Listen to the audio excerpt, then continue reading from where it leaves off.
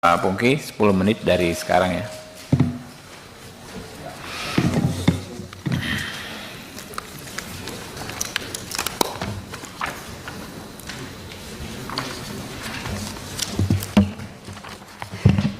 Assalamualaikum warahmatullahi wabarakatuh. Salam sejahtera untuk kita semua. Om Swastiastu, Namo Buddhaya, salam kebajikan.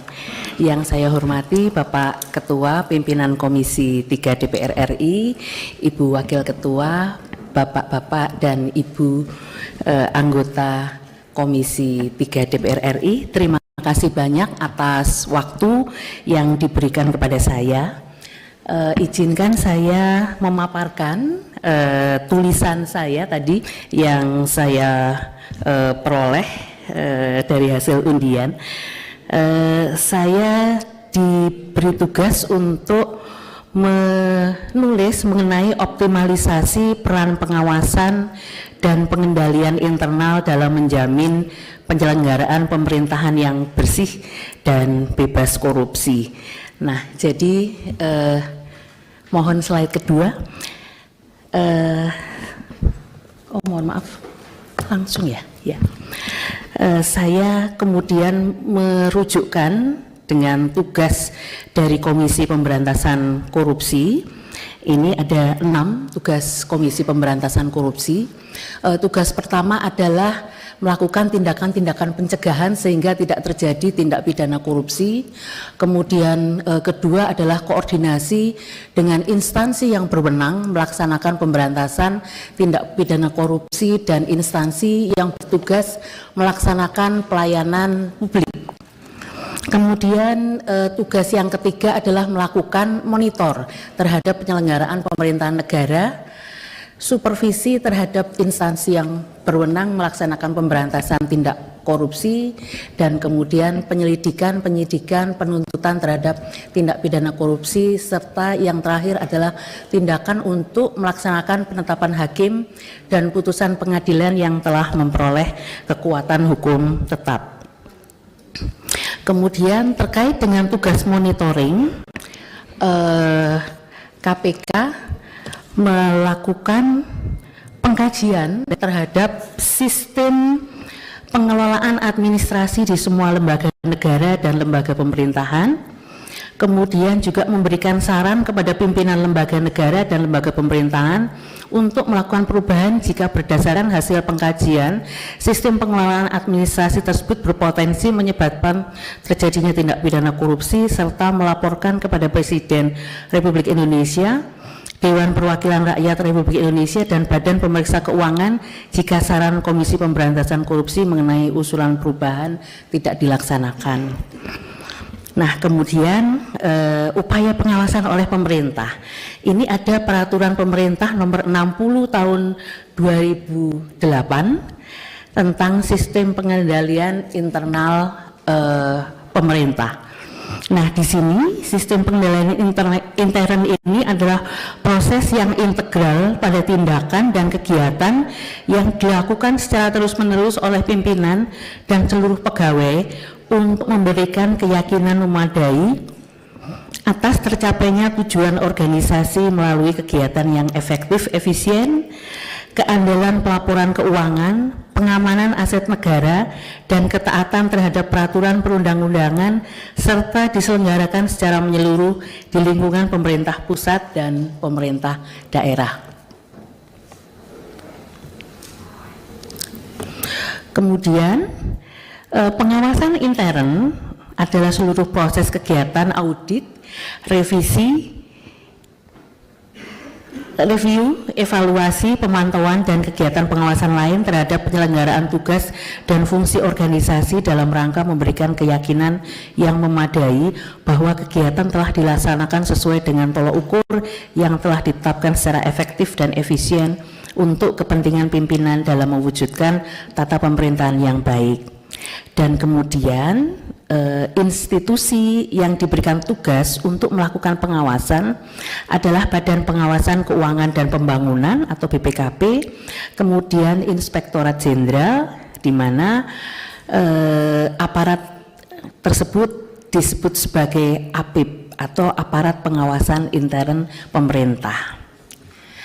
Nah, selanjutnya, untuk mencapai pengelolaan keuangan negara yang efektif, efisien, transparan, dan akuntabel, maka peraturan pemerintah tersebut menugaskan kepada menteri atau pimpinan lembaga, gubernur dan bupati atau wali kota wajib melakukan pengendalian atas penyelenggaraan kegiatan pemerintahan.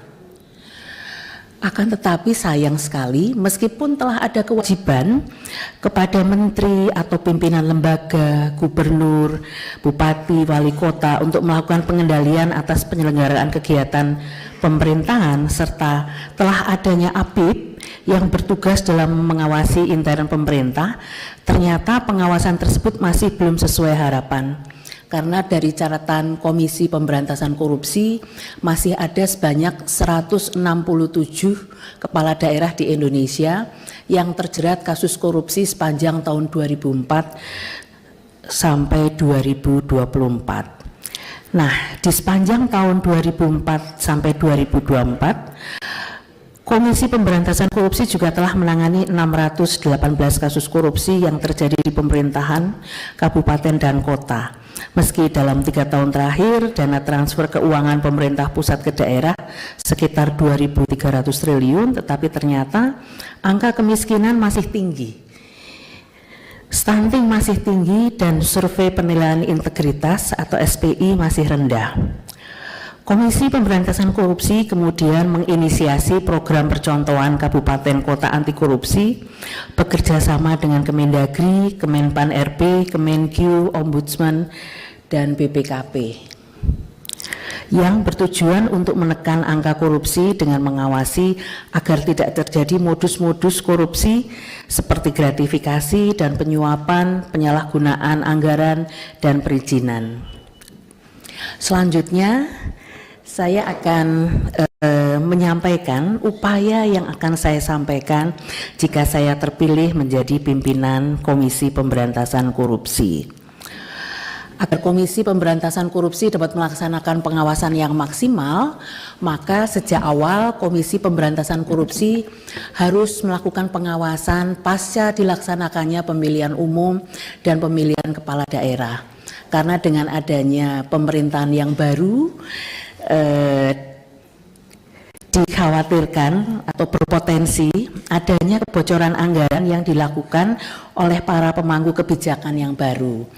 Dalam hal ini kemungkinan juga belum adanya pemahaman atau belum adanya pengetahuan kepada beliau-beliau yang memangku jabatan tersebut, sehingga kemudian ketika melaksanakan kebijakan ada kekeliruan-kekeliruan di sana sini.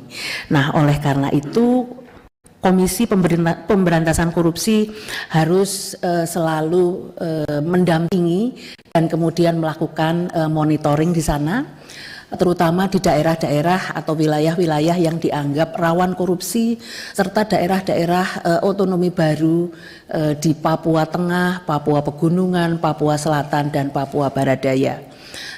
Kenapa Papua menjadi perhatian saya?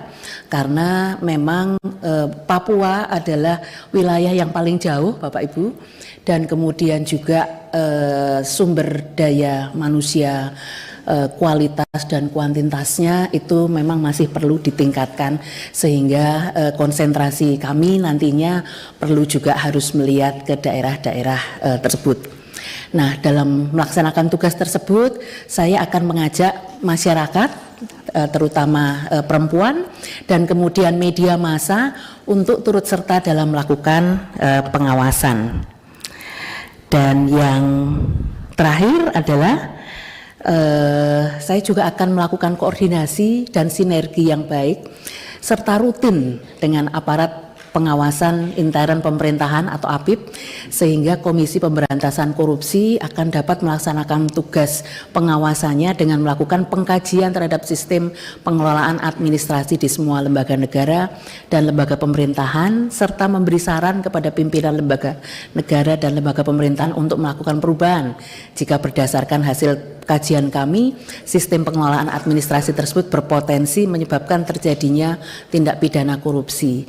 Sehingga dengan demikian diharapkan akan terjadi penurunan angka korupsi oleh para penyelenggara pemerintahan, sehingga dampaknya masyarakat akan mendapatkan kesejahteraan yang lebih baik. Demikian paparan singkat saya, Bapak Ibu. Mohon maaf jika ada hal-hal yang kurang berkenan. Terima kasih. Baik, terima kasih. Mungkin selanjutnya kita akan mengadakan pendalaman dimulai dari PDIP. Ya, silakan Pak. Bismillahirrahmanirrahim.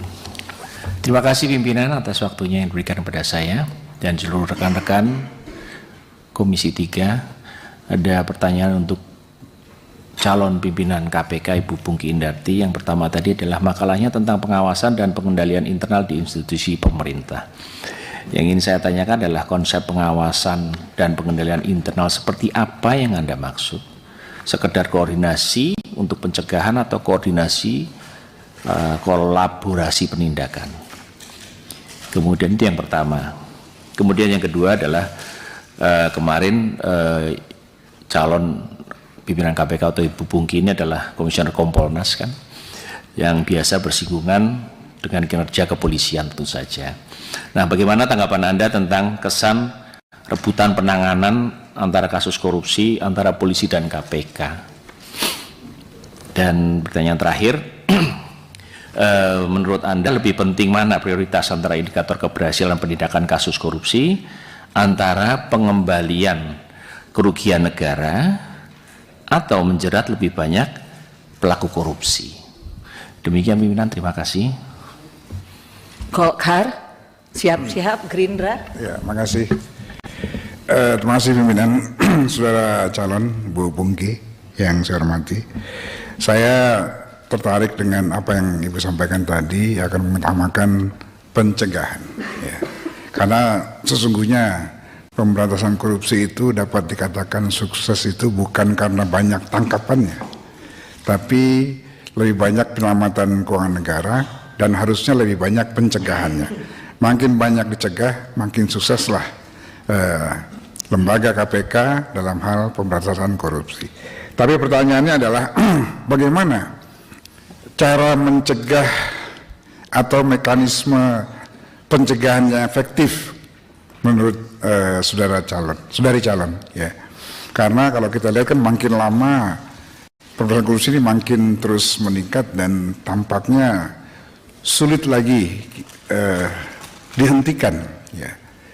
Makin mahal biaya politik, makin banyak pula korupsi yang terjadi. Itu yang pertama. Yang kemudian kita juga ketahui bahwa tidak mungkin ada TPPU tanpa ada tindak pidana asal atau predikat kramnya. Ya. Namun dalam Undang-Undang TPPU nomor 8 tahun 2010 dalam pasal 69 dikatakan bahwa terhadap TPPU tidak wajib terlebih dahulu dibuktikan tindak pidana asalnya. Nah, pertanyaan saya adalah bagaimana pendapat saudari calon terhadap pasal ini? Apakah menurut saudara atau saudari ada pertentangan atau kontradiktio yang saling melemahkan, atau menurut saudari justru saling menguatkan?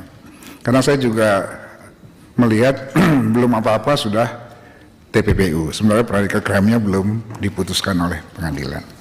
Kemudian yang ketiga, dalam hal pidana kita kenal ini ultimum remedium.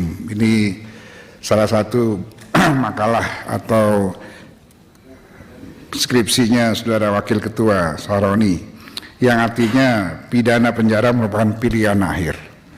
Nah, bagaimana menurut saudari penerapannya ketika nanti saudari berhadapan dengan penyidik yang demikian semangat ya memenjarakan orang ya. Sementara kalau saya lihat paparan saudari tadi, semangat saudari adalah ingin pilihan hukuman itu adalah yang terakhir. Saya kira itu pimpinan, saya silakan untuk menjawabnya. Terima kasih. Assalamualaikum warahmatullahi wabarakatuh. Gerindra, siap-siap. Nasdem.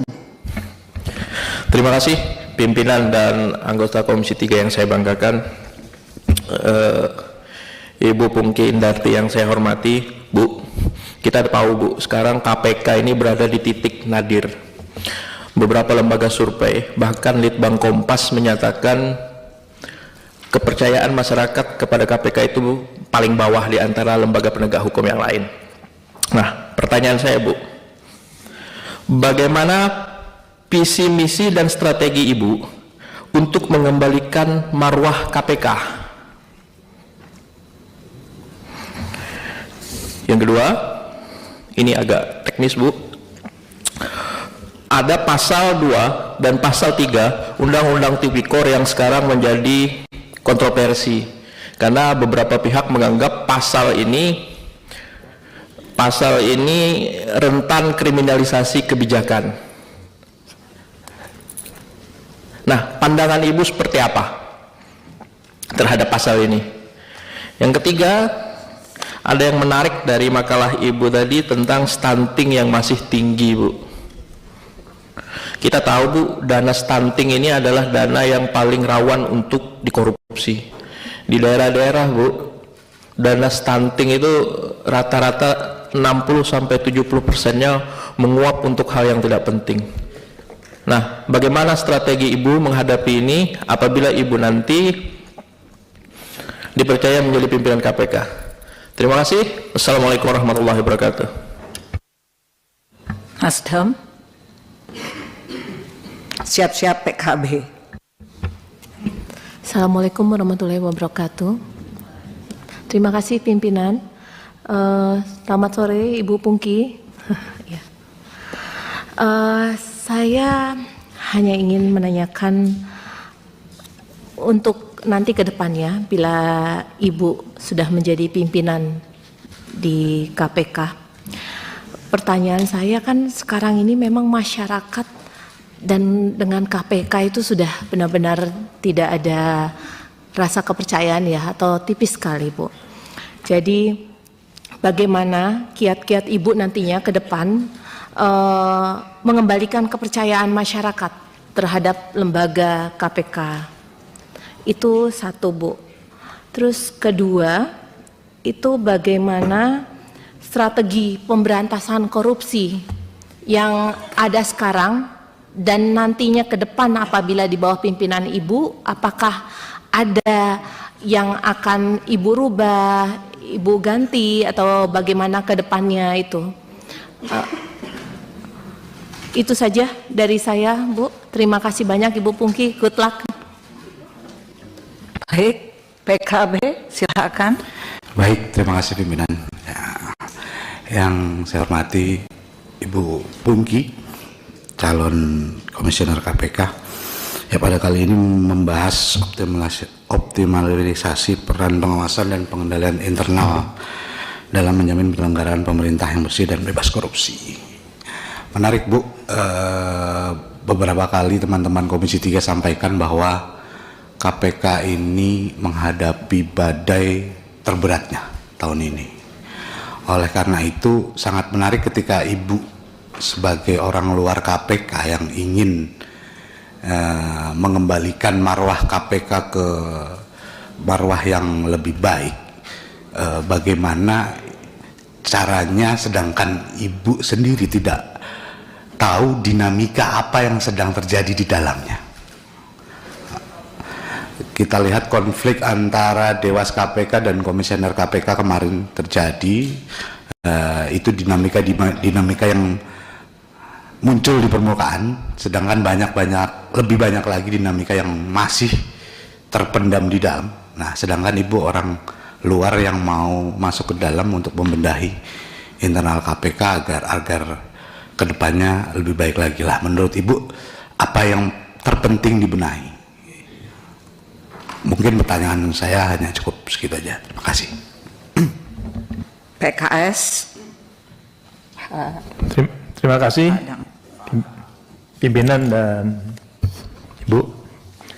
Saya tertarik dengan statement Ibu upaya yang akan saya lakukan jika terpilih menjadi pimpinan KPK. Saya hanya ingin mendalami apa yang ada terpikir oleh Ibu ya. Agar Komisi Pemberantasan Korupsi dapat melaksanakan pengawasan yang maksimal, sejak awal Komisi Pemberantasan Korupsi harus melakukan pengawasan pasca dilaksanakannya pemilihan umum dan pemilihan kepala daerah. Karena dengan adanya pemerintahan yang baru, berpotensi adanya kebocoran anggaran yang dilakukan oleh para pemangku kebijakan baru. Di balik statement Ibu ini, apa sih sebetulnya Ibu menyatakan ini? Terima kasih. Pan ada? Silakan.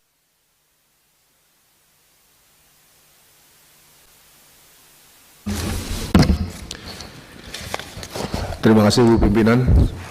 Assalamualaikum warahmatullahi wabarakatuh. Paparan Ibu tadi sangat baik sekali, yaitu menyampaikan mengenai peran pengawasan dan pengendalian untuk menjamin pemerintahan yang bersih dan bebas korupsi. Fokus wilayahnya adalah wilayah-wilayah rawan korupsi dan wilayah otonomi baru dan lain-lain. Dan juga melaksanakan koordinasi dengan APIP. Tapi yang kita lihat sekarang ini Bu, semakin diawasi, semakin disupervisi, semakin banyak juga korupsi. Mungkin ada sebagian orang yang menyatakan bahwa pengawasan itu kan hanya verbal saja. Upaya nyata itu harus ada upaya penegakan hukum. Karena tidak jera orang kalau tidak ditindak. Nah, kami ingin Ibu memberi keyakinan kepada kita bahwa dengan strategi yang Ibu sampaikan itu mampu mengurangi bahkan menghilangkan tindak pidana korupsi di Indonesia. Itu yang saya sampaikan. Terima kasih. Assalamualaikum warahmatullahi wabarakatuh. Demokrat ada? Silakan Pak. Demokrat mana ini? Silakan Pak. Oke, ya. Bismillahirrahmanirrahim. Assalamualaikum warahmatullahi wabarakatuh. Makasih banyak pimpinan. Ibu Pongki Indarti. Judul makalahnya optimalisasi peran pengawasan dan pengendalian internal dalam menjamin penyelenggaraan pemerintah yang bersih dan bebas korupsi. Nah, tadi dalam pemaparan saya juga mendengarkan ada keinginan untuk melibatkan masyarakat dalam penanganan korupsi ini. Nah, oleh karenanya itu saya mau bertanya Bu, bahwa bagaimana Ibu akan meningkatkan partisipasi masyarakat ya dalam upaya pemberantasan korupsi itu. Nah, selanjutnya ketika kita mau melakukan upaya-upaya itu, nah kira-kira apa program-program yang konkret yang Ibu Pongki Indarti bisa jalankan, terkhusus dalam upaya preventif pencegahan, di mana lebih baik mencegah daripada mengobati. Karena dengan pencegahan yang menjadi kunci sukses dalam memerangi korupsi. Itu yang pertama Bu.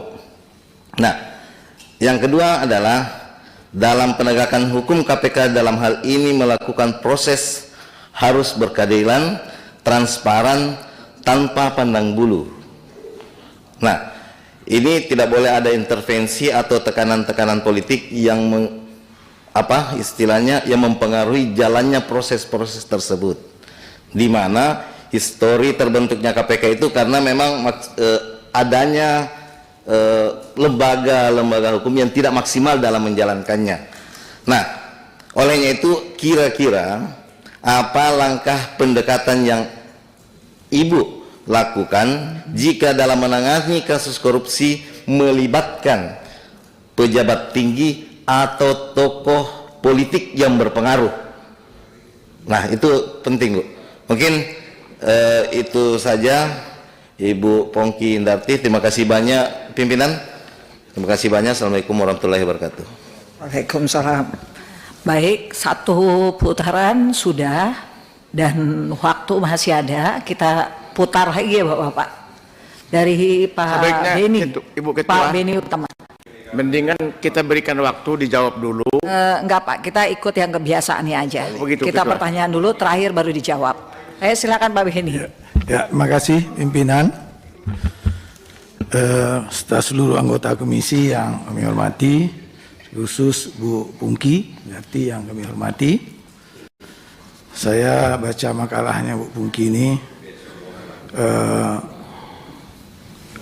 kalau boleh kita simpulkan, ini lebih menitik beratkan kepada pencegahan, yaitu optimalisasi peran pengawasan dan pengendalian internal dalam menjamin penyelenggaraan pemerintahan yang bersih dan bebas korupsi. Kata-kata orang bijak, memang mencegah itu kan jauh lebih baik daripada kita mengobatinya. Yang jadi pikiran saya setelah membaca makalah Bu Pungki ini penekanannya lebih kepada birokrat. Kalau saya baca-baca kepada birokrasi yang mengelola keuangan negara. Padahal kita tahu korupsi itu tidak hanya bersumber dari keuangan negara yang dikelola oleh birokrasi atau pemerintah. Ada juga penyuapan dan seterusnya. Ini yang belum muncul di makalah Bu Pungki ini. Ya, karena korupsi itu kan tidak hanya bersumber dari keuangan negara saja. Kemudian dalam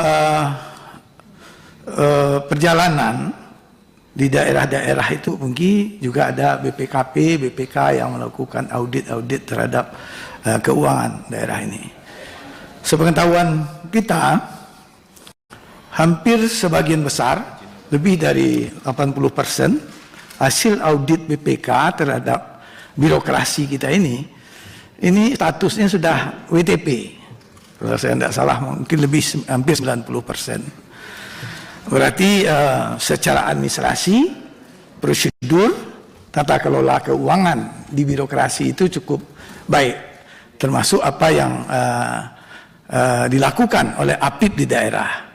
APIP juga berperan aktif dalam berupaya untuk menanggulangi atau menekan terjadinya kebocoran keuangan negara.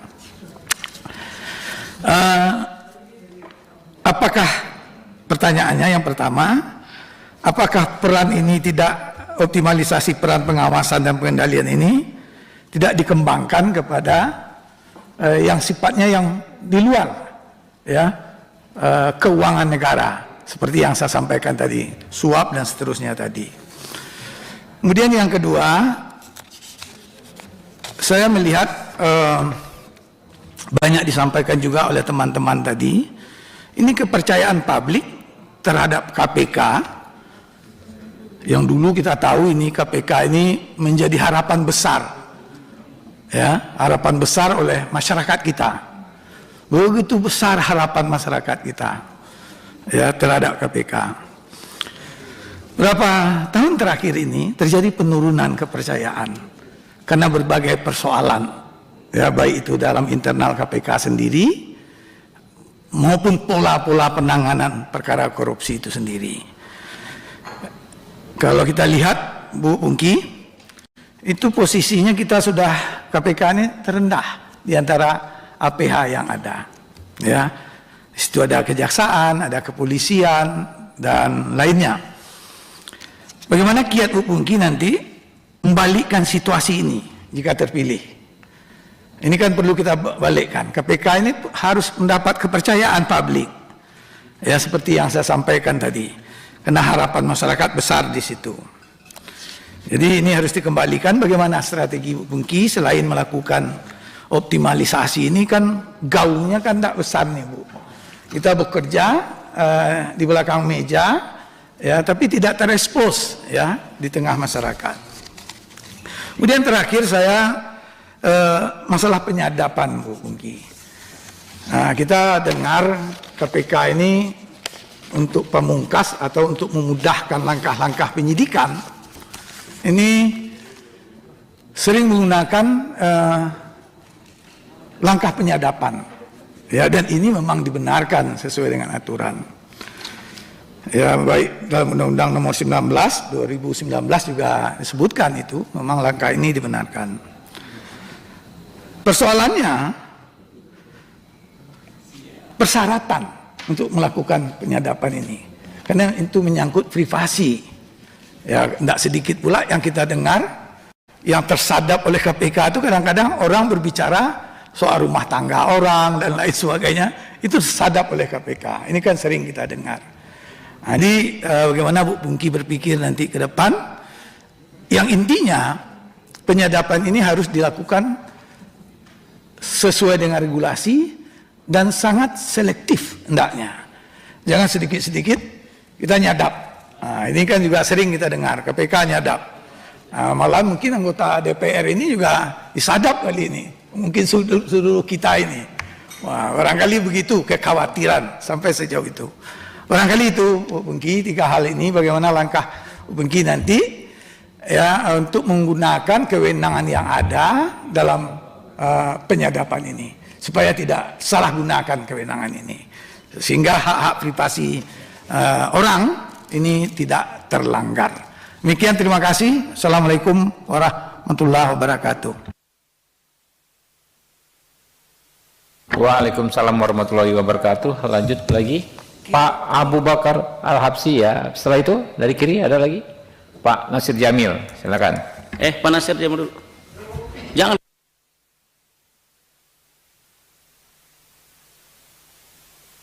Assalamualaikum warahmatullahi wabarakatuh. Pak Ketua yang saya hormati, mohon maaf Kapoksi, saya mendahului. Bu Pungki, apa kabar Bu? Suami udah izinkan Bu maju terus? Keluarga setuju semua ya? Oke. Bu Pungki menulis berjudul optimalisasi peran pengawasan dan pengadilan internal dalam menjamin penyelenggaraan pemerintahan yang bersih dan bebas korupsi. Poin penting ya, karena saya lihat dalam makalah yang saya baca, Ibu menyatakan akan melakukan pengawasan pasca pemilu dan pilkada. Menarik di pasca pemilu dan pilkada. Yang sekarang maksudnya ya. Karena dengan penguasa baru akan ada potensi kebocoran anggaran. Dalam makalah, Ibu menuliskan akan mengaktifkan peran KPK dengan memfungsikannya sebagai pengendali internal untuk menjamin pemerintahan yang bersih dan bebas korupsi. Enak semua Bu harapan tugasnya. Kalau kita lihat jumlah satuan kerja Satker di Indonesia setidaknya ada 23.236 sat provinsi dan pemerintahan daerah. Ada yang mendasar dalam pertanyaannya nih Bu. Bagaimana langkah pengendalian internal oleh KPK yang akan dilakukan? Sepertinya kok tidak mungkin jika organ KPK akan jadi pengendali internal untuk semua satker. Gitu. Nah, saya pikir singkat kata langkah konkret dan strategisnya lah Bu. Ya. Semoga gagasan besar Ibu tuh jangan kegedean keinginannya, tapi ternyata kerjanya susah nanti.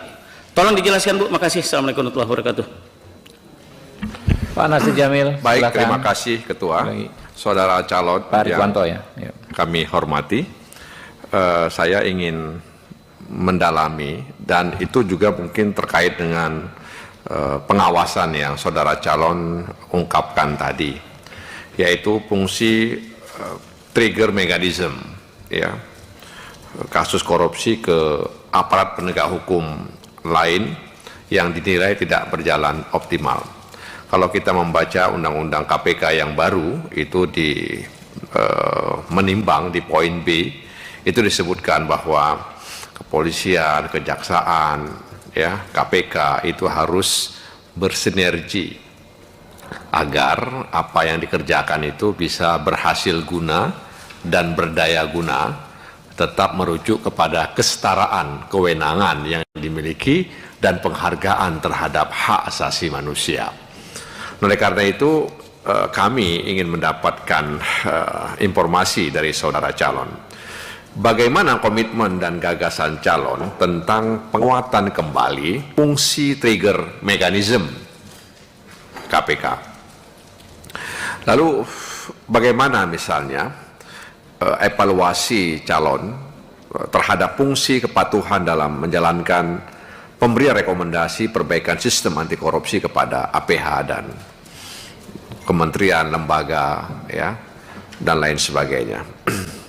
Dan yang paling terakhir, saya atau kami ingin mengetahui gagasan calon untuk mengembalikan integritas dan etik di jajaran pegawai KPK. Sebagaimana kita ketahui bahwa beberapa waktu lalu ada puluhan pegawai KPK yang melakukan pungli di rumah tahanan KPK dan jumlahnya juga banyak, ya, miliaran, dan yang dipecat juga tidak kalah banyaknya. Itu artinya bahwa ada persoalan integritas dan etik di jajaran KPK meskipun pegawai di sana itu bukan pegawai tetap, tapi paling tidak itu mencederai KPK itu sendiri. Nah, karenanya di samping fungsi trigger mechanism yang selama ini dianggap kurang optimal, dan bagaimana kemudian saudara calon bisa memastikan integritas internal dan tata kelola lembaga bisa menjadi baik. Sebab sekali lagi saudara calon, orang kadang sering mengatakan Republik ini ada dan tanpa KPK juga korupsi tetap jalan. Sehingga mereka bilang untuk apa ada KPK? Beberapa waktu lalu ada gagasan Densus Tipikor di Mabes Polri. Ya, jadi sebenarnya itu bukan dalam rangka ingin mengatakan KPK bubar saja, tidak. Mereka mengatakan bahwa Republik ini ada atau tanpa KPK juga korupsi tetap berjalan. Nah, karena itu fungsi pengawasan, trigger mechanism, dan memastikan integritas internal dan tata kelola lembaga yang baik, saya pikir itu adalah cara untuk mengawasi bukan hanya internal di KPK dan juga lembaga-lembaga di luar KPK. Apalagi tadi saudara calon menyampaikan soal pengawasan yang akan lebih difokuskan setelah pemilu legislatif, pemilu presiden, dan pemilu kepala daerah. Ya, mudah-mudahan kita bersama bisa menjaga ini semua, dan kita tentu berharap agar saudara calon bisa menjadi bahagian batu bata yang kokoh, ya, terutama terhadap isu-isu kelompok rentan, perempuan, anak-anak, dan lain sebagainya. Terima kasih Ketua. Wassalamualaikum warahmatullahi wabarakatuh. Pak Fredrik, Pak Rikwanto, setelah itu Pak Fredrik, ya. Terima kasih Pak Ketua. Bu Pungki yang saya hormati, ketemu lagi Bu ya, setelah kolaborasi di Kompolnas. Ibu, saya mau tanya Bu, ini ada tulisan akan membuat program percontohan kabupaten atau kota anti korupsi, ya, bekerja sama dengan Kemendagri. Kalau tidak salah, dan masih ada Bu ya, ya, di birokrasi kita kan sudah ada yang namanya WBK Bu, wilayah bebas korupsi, dan wilayah birokrasi bersih melayani. Ya, itu ada penilaiannya oleh Kemenpan waktu itu dalam rangka menaikkan tunjangan kinerja aparatur negara. Jadi kalau dinilai wilayah bebas korupsinya itu clear, dalam beberapa periode nggak ada apa-apa, kemudian wilayah birokrasi bersih melayani clear, itu tunjangan kinerjanya dinaikkan. Nah, itu masih berjalan dan itu kelihatannya efektif ya. Tapi sekarang ini nggak kedengaran lagi, apa karena sudah tunkinnya terpenuhi sehingga nggak perlu lagi wilayah bebas korupsi, nggak perlu lagi bersih melayani. Nah, yang Ibu sampaikan ini program percontohan kabupaten kota anti korupsi ini seperti apa sih Bu? Apa sama atau ada sesuatu yang khusus di situ? Yang kedua, dalam rangka pengawasan dan pengendalian yang Ibu maksudkan itu, agar supaya tidak terjadi tindak pidana korupsi, pertanyaannya adalah bagaimana kalau dalam pengawasan pengendalian itu masih ada kasus korupsi di situ.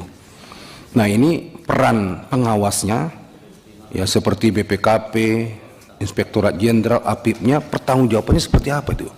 Apa masuk dalam siklus ditersangkakan, pertanggungjawabannya atau bagaimana? Demikian Ibu, terima kasih. Pak Fredrik siap-siap, Pak Nabil ya. Terima kasih Pak Ketua.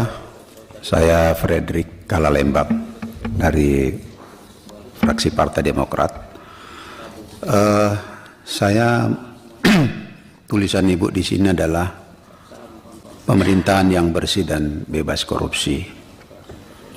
Nah, apabila kalau kita melihat bahwa pemerintahan yang tidak mengikuti seperti yang baru-baru saja terjadi kasus pra-peradilan Gubernur Kalimantan Selatan, kita tahu bahwa KPK sudah menetapkan tersangka pada gubernur, dan kemudian tentunya dengan ketetapan tersangka ini sudah mencukupi 2 alat bukti. Itu menurut KPK. Nah, Ibu sebagai seorang background LBH, yang ingin saya tanyakan bahwa apa pendapat Ibu?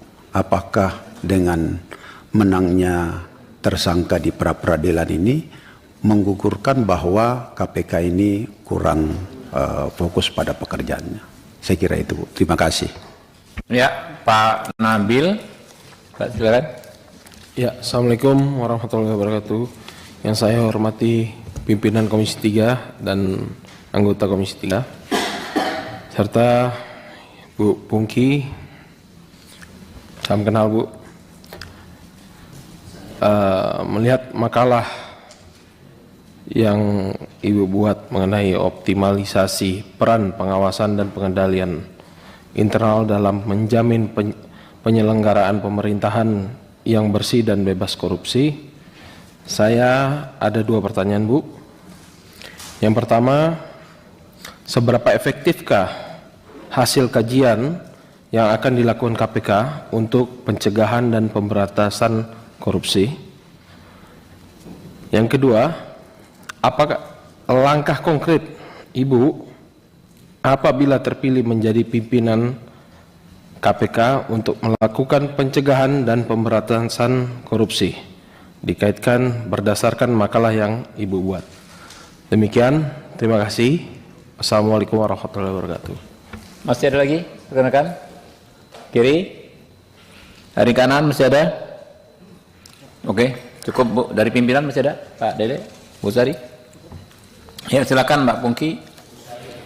Dijawab per klaster ya, Mbak ya, biar efektif waktunya. Silakan.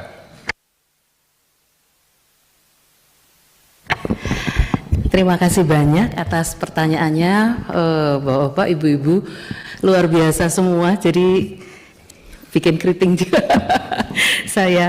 Tetapi izinkan saya untuk bisa menjawab satu persatu pertanyaan Bapak Ibu sekalian. Jadi ketika mendapatkan pertanyaan tentang konsep pengawasan, ini apakah sekedar pengawasan atau kolaborasi, maka tentu yang akan kami pilih kolaborasi, Bapak.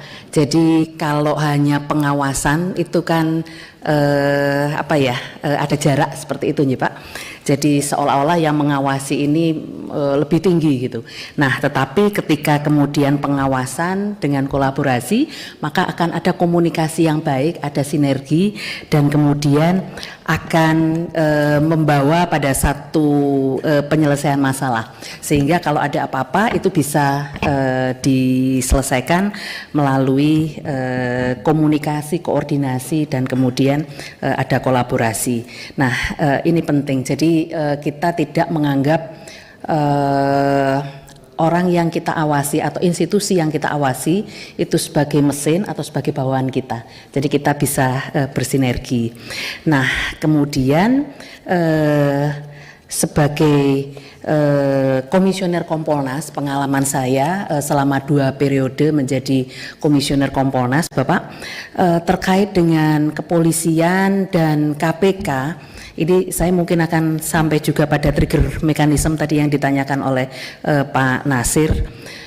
Sebetulnya terkait dengan kepolisian dan KPK, kami tidak melihat hubungan antara KPK dan polisi itu hubungan yang buruk. Jadi hubungan polisi dan KPK saya melihat hubungannya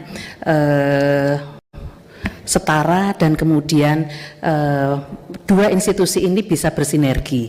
Nah, kalau kita melihat juga pembedanya Bapak Ibu, sehingga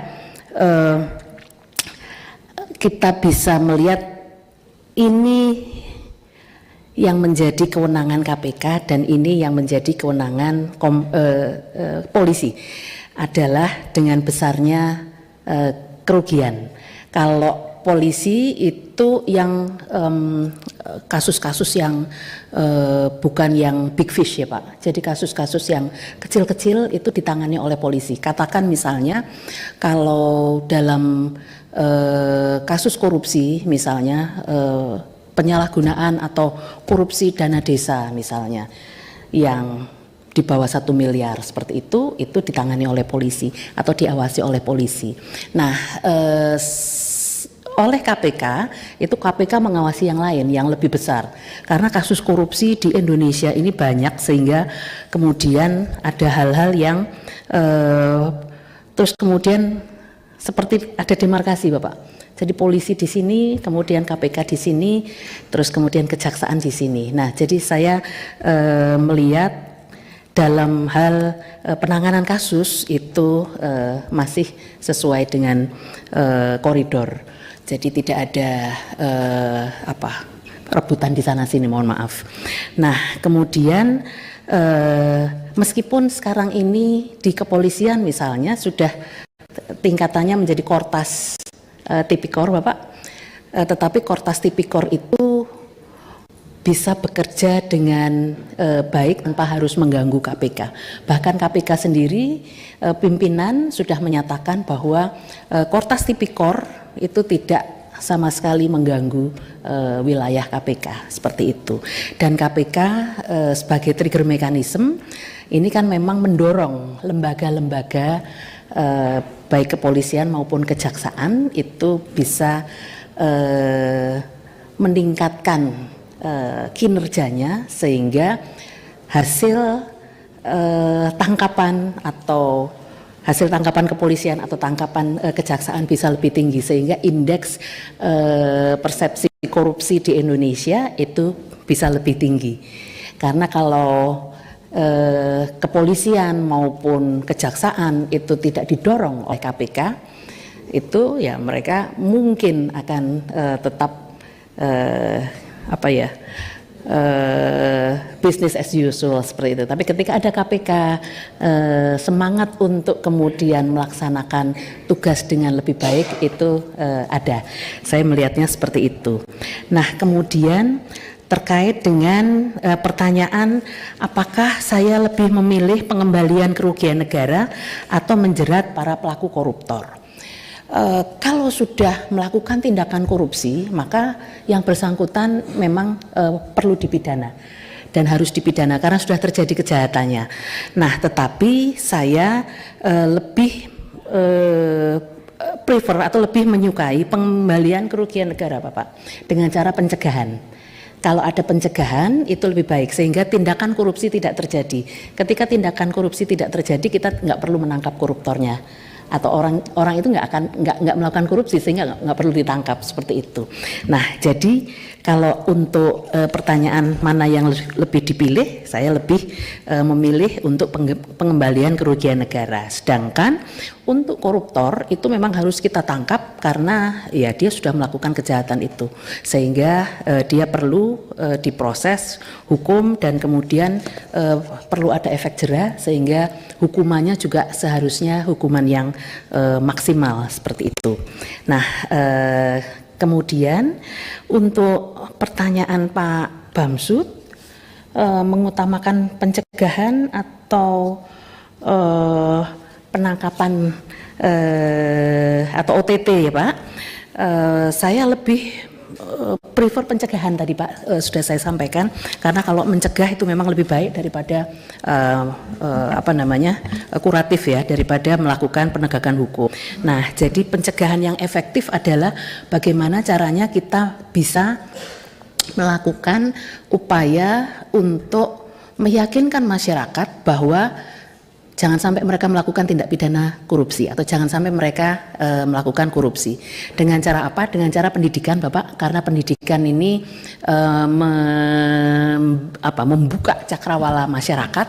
Jadi perlu bekerja sama misalnya dengan kementerian di bidang pendidikan, perlu misalnya kerjasama di bidang Kementerian Agama, dan juga mendekati tokoh-tokoh masyarakat, tokoh-tokoh agama, mendekati ibu-ibu dan sebagainya.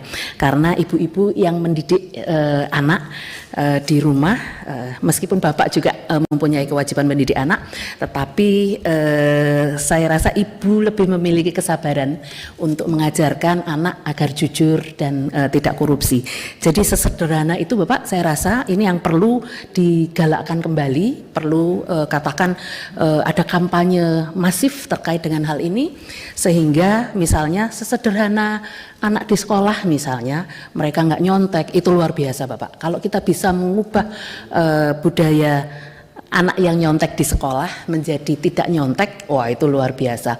Dan kita nanti akan menjadi anak-anak kita akan menjadi anak-anak yang tahan banting, yang bisa mandiri, terus kemudian berprestasi. Nah ini luar biasa, jujur berprestasi, sehingga kemudian yang bersangkutan juga nantinya akan menjadi anak-anak yang tidak melakukan tindakan koruptif di kemudian hari, seperti itu. Nah kemudian terkait dengan undang-undang TPPU Bapak, memang ada penelitian dari kawan-kawan ICW yang mengatakan bahwa penerapan pasal-pasal TPPU oleh KPK itu hanya 6 kasus kalau saya tidak salah, dikaitkan dengan beberapa ratus kasus korupsi. Tetapi kalau kita melihat signifikansi dari kepentingan pasal TPPU itu, ketika pasal TPPU itu misalnya dibutuhkan, maka sebaiknya memang mesti harus langsung dicantumkan di situ, daripada harus menunggu kasus utamanya selesai baru kemudian TPPU. Nah, kalau dengan TPPU saya rasa juga akan lebih membuat jera kepada para koruptor, dan juga ini Bapak, memiskinkan koruptor, karena masyarakat itu sudah sangat muak dengan koruptor.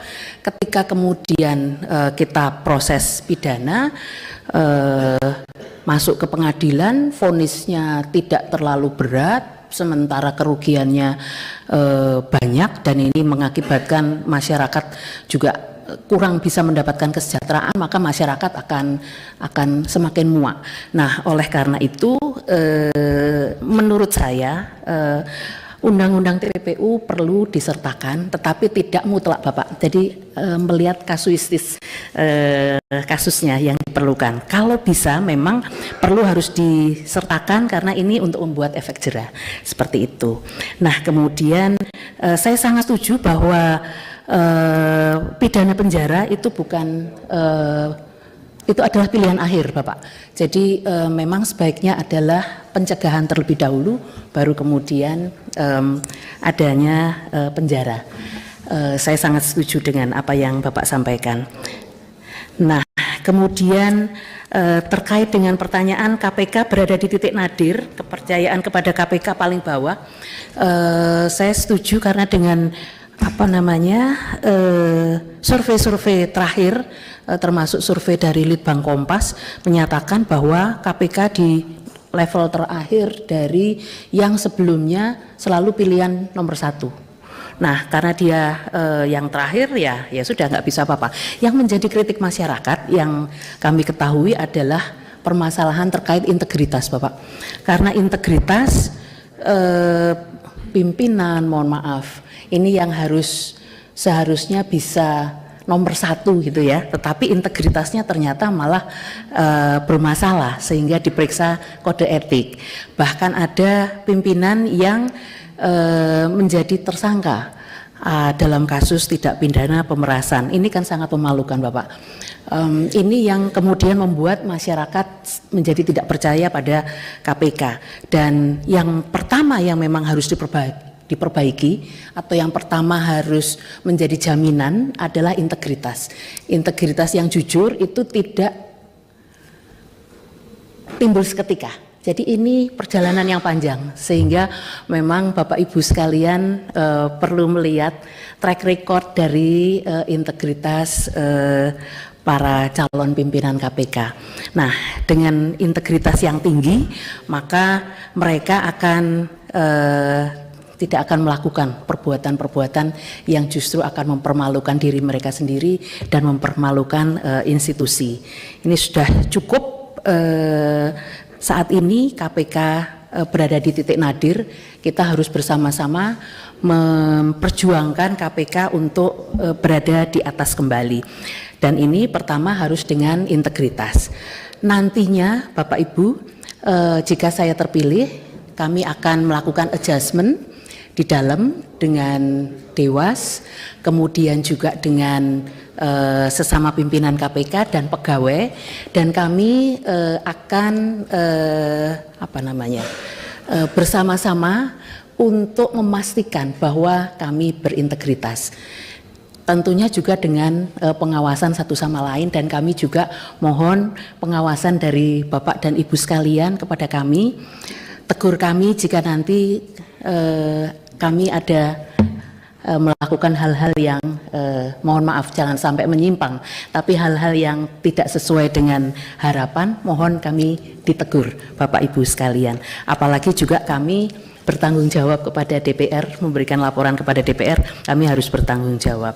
Nah, visi yang tadi ditanyakan, visi saya adalah kami berharap untuk bisa mengembalikan kepercayaan masyarakat kepada KPK. Dengan cara apa? Dengan cara tadi, integritas kami juga harus tinggi.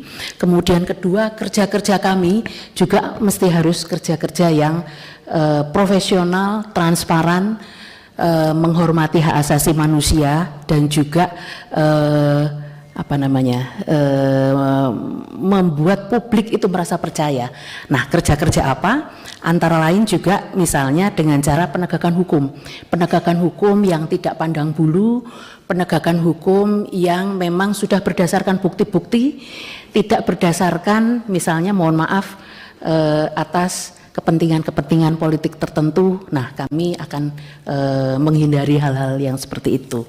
Kemudian misi kami dengan melakukan upaya-upaya pencegahan, kemudian kami akan menggandeng masyarakat, karena setelah adanya munculnya ketidakpercayaan masyarakat ini, masyarakat mulai menjauh dari KPK. Nah, oleh karena itu kami harus kembali menggandeng masyarakat, mengajak masyarakat untuk bersama-sama dengan kami untuk mengawasi kami, dan juga kami melibatkan media, Bapak Ibu sekalian, karena media ini juga suaranya sangat penting bagi kami. Dengan adanya masyarakat dan media yang kami ajak, maka insya Allah KPK akan kembali menjadi kuat.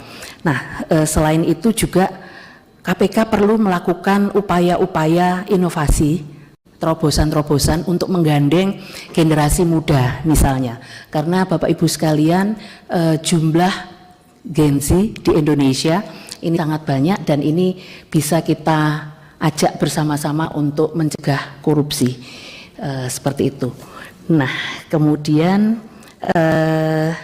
pertanyaan selanjutnya terkait dengan pasal 2 dan pasal 3 Undang-Undang Tipikor.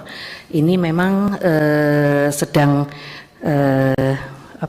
di judicial review dan kemudian dituding rentan kriminalisasi, Bapak Ibu sekalian. Kalau bagi saya yang paling penting adalah jika adanya alat bukti yang cukup, maka ini bisa kemudian masuk dan kemudian dibawa atau diproses ke pengadilan. Jadi menurut saya kalau untuk pasal 2 dan pasal 3 ini sambil kita menunggu putusan pengadilan, tetapi bagi saya yang paling penting adalah pembuktiannya. Jika pembuktiannya sudah cukup, maka pasal ini bisa diberlakukan seperti itu. Nah, kemudian terkait dengan dana stunting, ini ada sampai 60%, 70% digunakan untuk hal-hal yang nggak penting. Nah, oleh karena itu butuh pengawasan yang lebih besar dari masyarakat.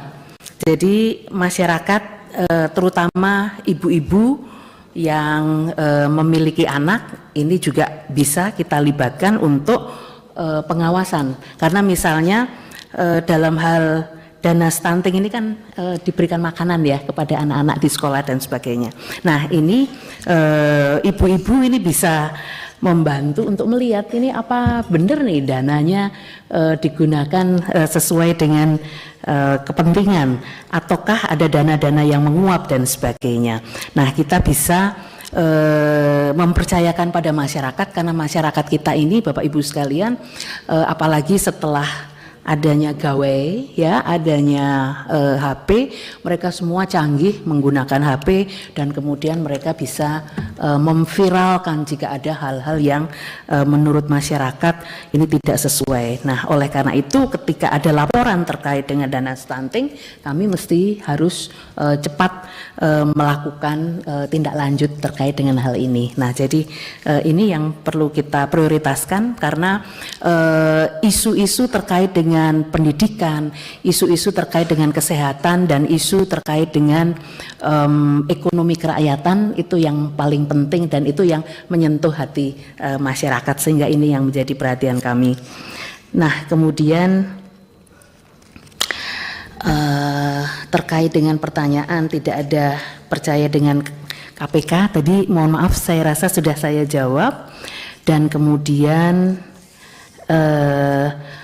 terkait dengan pertanyaan KPK menghadapi badai, bagaimana hubungan antara Dewas dan pimpinan KPK nantinya, ini Bapak Ibu sekalian, ketika kami sudah insya Allah mudah-mudahan jika sudah terpilih, maka kami akan melakukan adjustment Bapak dengan Dewas, kemudian dengan pimpinan dan dengan pegawai KPK, dan ini kami akan berupaya untuk solid.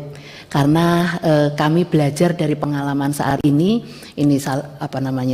ada pimpinan yang menggugat Dewas dan sebagainya, melaporkan Dewas dan sebagainya. Karena bagi kami itu bukan satu hal yang baik, apalagi dalam satu institusi.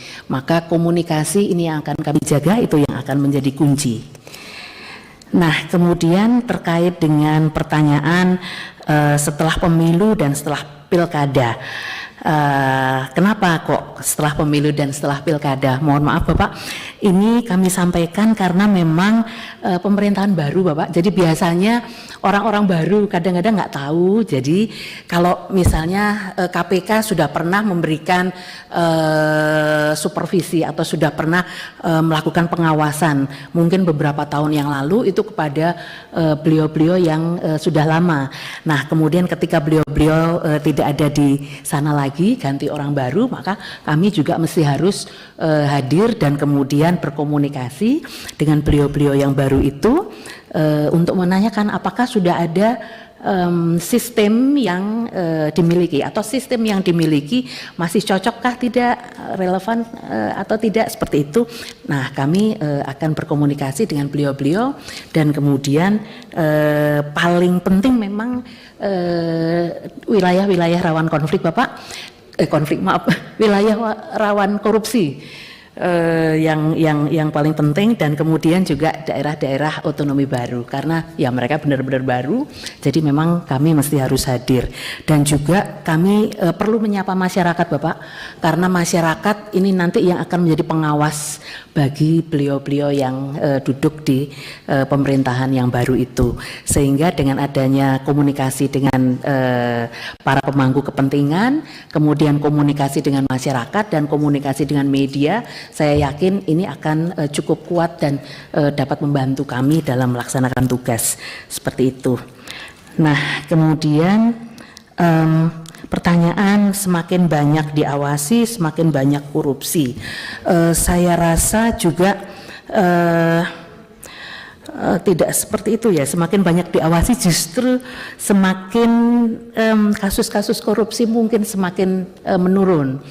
Tetapi saya setuju bahwa memang semakin korupsi kita ini sekarang semakin sophisticated cara melakukannya, sehingga kemudian memang harus kita pelajari modus-modusnya seperti apa, terus kemudian bagaimana cara menanganinya sehingga kemudian kasus korupsi tersebut dapat ditekan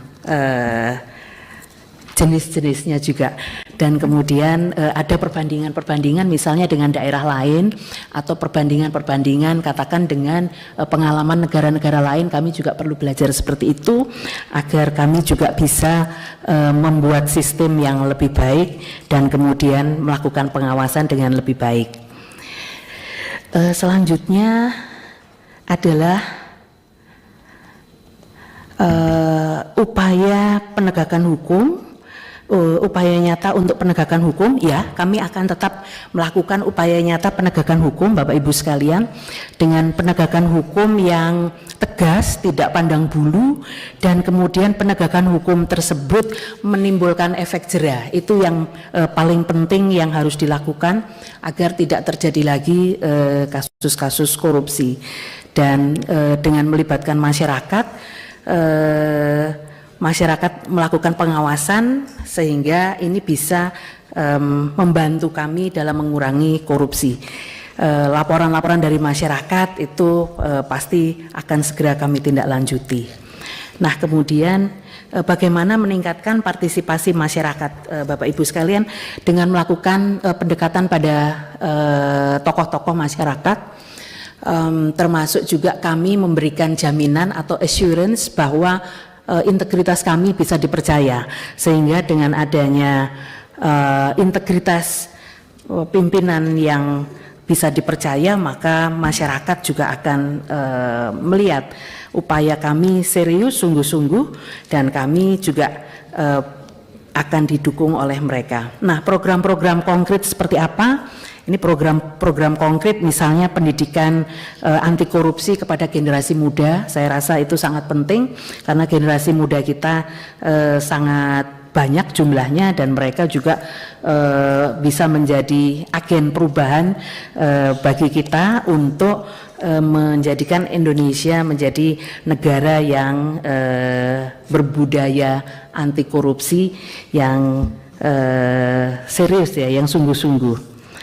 Nah, kemudian pertanyaan terkait dengan berkeadilan, transparan, tanpa pandang bulu, langkah yang dilakukan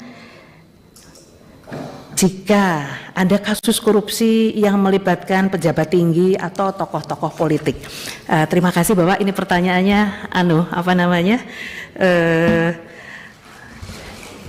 sangat serius ini saya rasa, karena kalau melibatkan pejabat tinggi atau tokoh-tokoh politik, kami nanti pasti akan melihat apakah bukti-buktinya ada.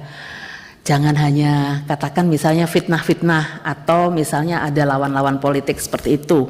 Nah, ini nggak bisa, kami nggak bisa independensi kami tidak bisa digoyahkan terkait dengan hal ini.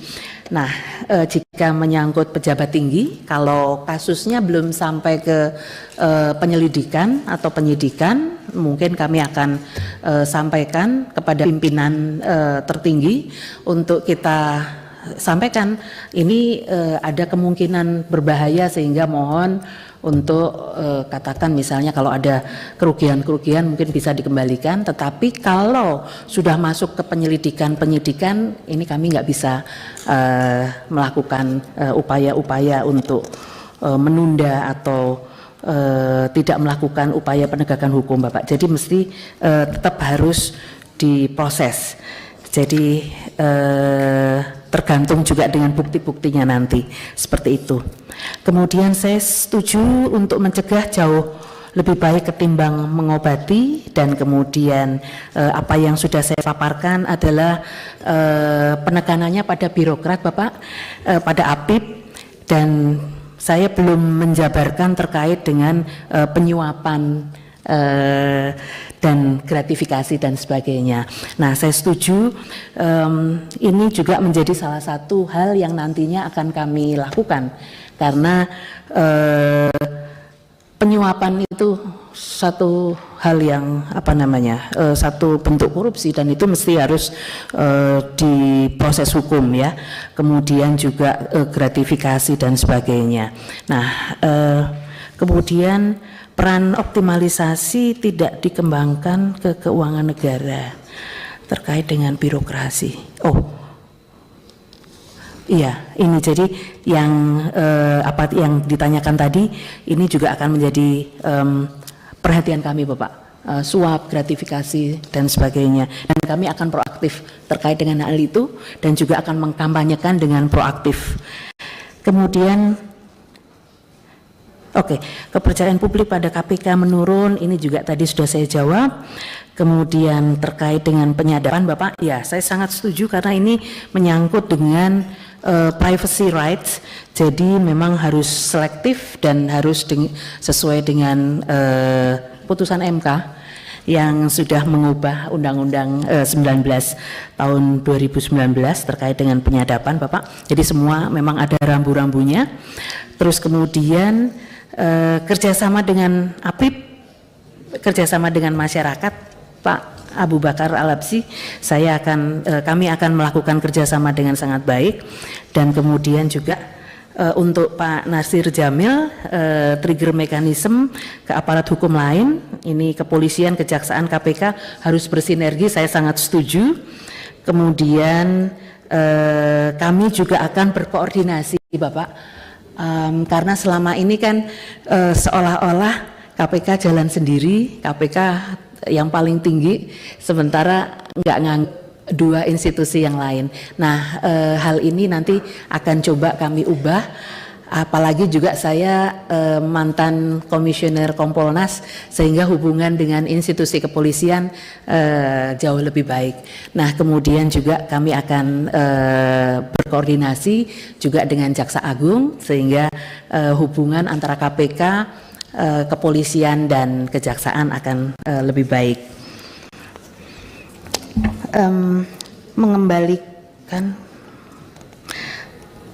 Mengembalikan integritas dan etik di KPK, tata kelola lembaga, saya sangat setuju, ini sangat penting. Dan kemudian untuk masalah etik ini akan kami awasi dengan sungguh-sungguh Bapak, termasuk juga secara berkala kami akan mengawasi misalnya rutan KPK. Jadi jangan sampai ada kasus-kasus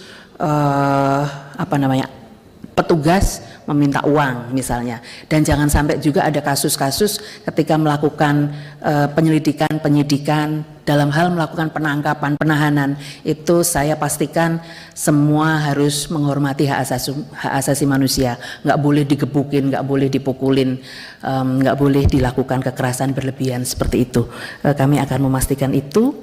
Kemudian ini program percontohan Kabupaten Anti Korupsi ini dengan Bapak, mohon maaf, sudah dimunculkan oleh KPK tahun 2023 bekerja sama dengan kementerian lembaga, dan kemudian mereka menggunakan indikator-indikator anti korupsi KPK, sehingga tidak tumpang tindih dengan program dari Kementerian Pan-RB. Nah, terkait dengan pertanyaan Gubernur Kalimantan Selatan bisa bebas ya, pra-peradilannya kalah KPK, saya rasa ini sangat memalukan, karena seharusnya ketika melakukan pra-peradilan KPK menggunakan pembelaan-pembelaan yang bagus, tapi ketika kemudian pra-peradilan kalah, ya ini kita mesti harus mengevaluasi lagi, jangan sampai dalam kasus-kasus ke depan KPK kalah terus gitu. Jadi ini kan berarti penguasaan hukumnya juga bermasalah. Terus kemudian terkait dengan formil ya, upaya-upaya formilnya juga salah gitu. Jadi jangan sampai ini terjadi lagi. Nah, kemudian terkait dengan pertanyaan seberapa efektif hasil kerja KPK, hasil kajian KPK dan apa langkah konkret yang dilakukan, saya rasa kajian-kajian KPK cukup efektif Bapak Ibu sekalian, akan tetapi juga perlu sosialisasi yang lebih luas kepada publik, kepada masyarakat.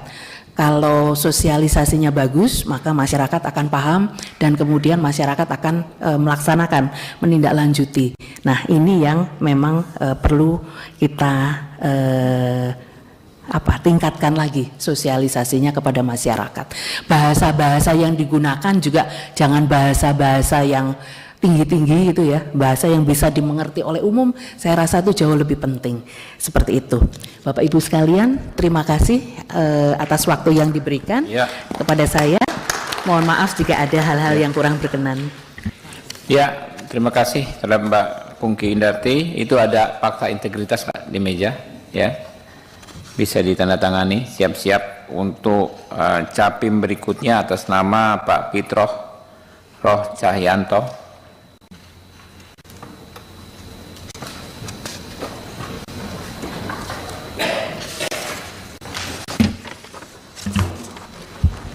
Pimpinan, ya. Kalau berkenan kita skor barang 5 menit karena capek semua ini pimpinan. Gimana kawan-kawan? Enggak, nanti yang mau keluar nggak apa-apa 5 menit Pak, bergantian aja siap, Pak. siap. Silakan.